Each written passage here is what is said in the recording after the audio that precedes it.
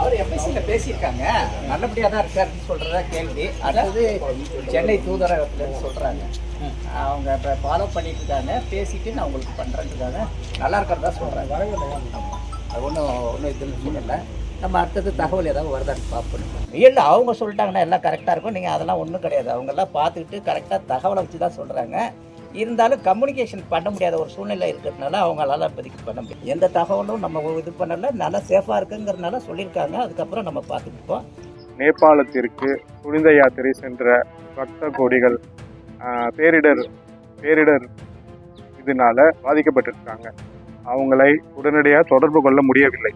அரசாங்கம் உடனடியாக தொடர்பு எடுத்து அவங்களை எந்த நிலையில் இருக்கிறார்கள் என்பதை எங்களுக்கு உடனடியாக தெரியப்படுத்த வேண்டும் என்று நாங்கள் கேட்டுக்கொள்கிறோம். மயிலாடுதுறை சேர்ந்த 7 பேர் புனித யாத்திரை சென்றவர்கள் எந்த நிலையில் இருக்கிறார்கள், அவர்களை தொடர்பு கொள்ள முடியவில்லை. உடனடியாக அவர்களை தொடர்பு கொண்டு எங்களுக்கு நல்ல தகவல் தரும்படி அரசாங்கத்தை கேட்டுக்கொள்கிறோம். அதில் இன்னும் தொடர்பு கொண்டுட்டு தான் இருக்கோம். சேஃபாக இருக்கிறாங்க, வந்துடுவாங்க, நாங்கள் சொல்கிறோம் அப்படின்னு சொல்லிட்டு இருக்கிறாங்க.